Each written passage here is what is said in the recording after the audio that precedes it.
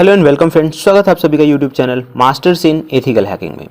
Cyber crime की अगर हम बात करें तो day by day cyber criminals नए नए साइबर क्राइम्स के मेथड्स को ढूंढ रहे हैं और नए नए तरीकों को वो अपना रहे हैं, जिनकी मदद से आम आदमी का जीना काफ़ी दूभर हो गया है। चाहे अगर हम बात डिजिटल अरेस्ट की करें या फिर अगर हम बात करें कि लिंक के जरिए कोई किसी पे कंट्रोल बना लेता है, तो इस तरह की नई नई जो चीज़ें हैं डे बाय डे मार्केट में आती ही जा रही है।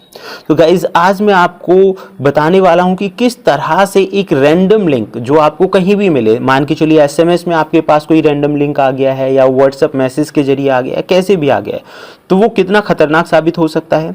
आपको बचना चाहिए ऐसे रैंडम लिंक्स पे क्लिक करने से। और बहुत सारी काम की जो चीज़ें हैं, मतलब किस तरह से वो आपके लिए खराब साबित होगा, कैसे आप उसे आइडेंटिफाई करेंगे और कैसे आप उससे बच सकते हैं, ऐसी बहुत सारी चीज़ें आज आपको इस वीडियो में देखने का मौका मिलेगा। तो चलिए दोस्तों, शुरू करते हैं आज की इस इंटरेस्टिंग क्लास को। उससे पहले मैं आप लोगों को बता दूं कि कंप्लीट वीडियो एजुकेशनल पर्पस के लिए, और उम्मीद करता हूं ये वीडियो आप ज़्यादा से ज़्यादा शेयर करेंगे ताकि लोग इस तरह के क्राइम के प्रति सचेत रहें, सजग रहें और अपने आप को सिक्योर कर सकें। तो सबसे पहले मैं जो बात करने वाला हूं गाइज, साइबर सिक्योरिटी की दुनिया में एक टर्म यूज़ करी जाती है जिसका नाम है फिशिंग। फिशिंग अटैक क्या होता है कि एक तरह का आप कह लीजिए ये एक तरह का साइबर क्राइम ही है, जिसमें कोई भी स्कैमर हुआ या हैकर हुआ, वो क्या करता है, अपने आप को जेन्युइन दिखाने की कोशिश करता है। मतलब अपने आप को शो करता है कि वो एकदम लेजिटिमेट है, ट्रस्टेड पर्सन है। जो भी सोर्स वो आपको प्रोवाइड करता है, चाहे कोई वेबसाइट है, ईमेल है, कुछ भी, तो उसमें आपको लगेगा कि वो ट्रस्टेड है। इवन फोन कॉल भी इसका पार्ट है। आजकल आप लोगों ने देखा होगा कई बार पुलिस ऑफिशियल्स बन के आपको बात करते हैं, जो जनरली डिजिटल अरेस्ट के केसेस में हो रहा है। टेक्स्ट मैसेजेस आपको देखने में ऐसे लगेंगे कि ट्रस्टेड किसी कंपनी से आया है। ईमेल आपको ऐसा लगेगा कि बहुत बड़ी ऑर्गेनाइजेशन से ही ईमेल आया है। और जब आप उनके जाल में फंस जाते हैं तो आपकी जरूरी जानकारी को चुरा लेते हैं। That is called fishing.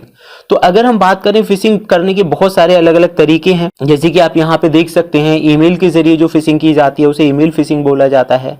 किसी भी नेटवर्क की तरह का सेम कॉपी नेटवर्क, यानी फेक वाईफाई जनरेट करना या फिर उस तरह की चीजों को तैयार कर लेना, एविल टू विल फिशिंग के अंदर आता है। एक छोटे टारगेट को फंसाने की जो प्रोसेस है उसे फिशिंग बोला जाता है। और एक बहुत बड़े टारगेट को, बहुत बड़ा मतलब एक बहुत बड़े काम को अगर अंजाम देना हो और मतलब ज्यादा से ज्यादा बड़े लेवल की हेरा फेरी करनी हो या फिर बड़े लेवल पर इंफॉर्मेशन चुरानी हो, तो उस टेक्निक को वेलिंग बोला जाता है। ये काम जो है बिजनेस ईमेल कॉर्पोरेशंस के जरिए भी होता है। फार्मिंग एक ऐसी पार्ट का हिस्सा है जिसमें आपको एक मैलिशियस वेबसाइट पे रीडायरेक्ट करने की कोशिश की जाती है। तो गाइज ये अलग अलग मेथड्स हैं जिनमें जो भी स्कैमर्स है वो कोशिश करते हैं कि आप उनके जाल में फंसे, और अपने जाल में फंसाने के लिए वो हर तरह का मेथड अपनाते हैं। एक फेक वेबसाइट वो बना सकते हैं, या गूगल सर्च इंजन पर फेक जो है नाम जो है दिखाई देगा। जैसे कि हाल ही के पिछले कुछ केसेस में हुआ था कि एक कंपनी का जब भी आप कस्टमर केयर नंबर सर्च कर रहे थे तो वो नंबर जो था, वो हैकर्स का नंबर जो है वो सबसे टॉप पे दिखाई दे रहा था। तो जनरली लगेगा कि भाई ये ज्यादातर होता है इस तरह के क्राइम भी, तो वो भी फिशिंग का ही हिस्सा है। तो जनरली आपको इस तरह की चीजों से बचना चाहिए। अब मैं आपको इससे बचने के तरीके भी बताऊंगा,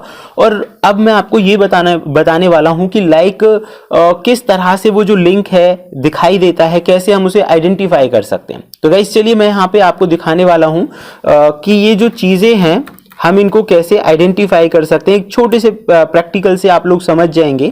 तो मैं यहाँ पे जो टूल का इस्तेमाल करने वाला हूँ उसका नाम है पाइपसर। तो हम यहाँ से उस टूल का जो नाम है वो लिख देते हैं और एंटर कर लेते हैं। तो ये गिटहब पे इजीली मिल जाता है, इजीली अवेलेबल भी है, और इसे यूज़ करना कोई बहुत ज़्यादा डिफिकल्ट नहीं है। तो इसे इंस्टॉल करना, यूज़ करना बहुत ईजी है। तो यहाँ पे हमने लिखा टूल का नाम और एंटर कर दिया। तो गाइज आप यहाँ पे देखेंगे कि ये जो टूल है इसमें क्या किया, मतलब जो भी इसका क्रिएटर है उसने इसमें अलग अलग जो मेथड्स हैं वो ऐड करे हैं। और आप यहाँ पे देख सकते हैं 78 से ज़्यादा इसमें जो जरूरी ट्रस्टेड वेबसाइट्स हैं वो यहाँ पे ऐड की गई हैं, मोर देन 78। तो हमारा मकसद था कि हम किस तरह से आइडेंटिफाई करेंगे ये जो चीज़ें हैं, उन्हें कैसे आइडेंटिफाई किया जा सकता है, कैसे हम उन चीज़ों से बच सकते हैं। तो एग्जाम्पल के तौर पे मान लीजिए हम यहाँ पे नंबर 1 यूज़ कर लेते हैं, और मैंने यहाँ पे कहा कि जो पेज है वो आना चाहिए। और अगर आप चाहते हैं कि सोशल मीडिया प्रीव्यू नहीं है, शैडो यूआरएल नहीं है, तो एंटर कर दीजिए। रीडायरेक्शन के लिए आप यहाँ पे दे सकते हैं कि भाई कहाँ ये किस वेबसाइट पे रीडायरेक्ट करेगा। और ये सारा कुछ हम अपने कंप्यूटर और अपनी डिवाइसेस पे ही कर रहे हैं एजुकेशनल पर्पस के लिए, ताकि आप लोग समझ सकें कि और आइडेंटिफाई कर सकें। ये दोनों मेन पर्पस हैं।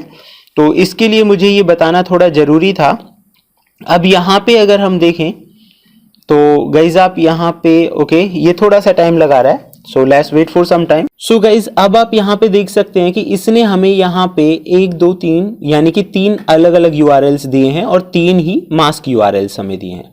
इनमें से कोई भी जो यूआरएल है, मान लीजिए मैं इसे ओपन कर लेता हूँ, ठीक है। तो जैसे ही मैंने इसे ओपन किया तो सबसे बड़ी बात क्या थी कि हम इस चीज़ को आइडेंटिफाई कैसे कर सकते हैं और किस तरह से ऐसे लिंक पे क्लिक करना हमारे लिए खराब साबित हो सकता है। सो गाइज आप यहाँ पे देख सकते हैं कि जैसे ही हमने वो एड्रेस ओपन किया है, यहाँ पे बिल्कुल हूबहू वैसा ही हमें दिख रहा है।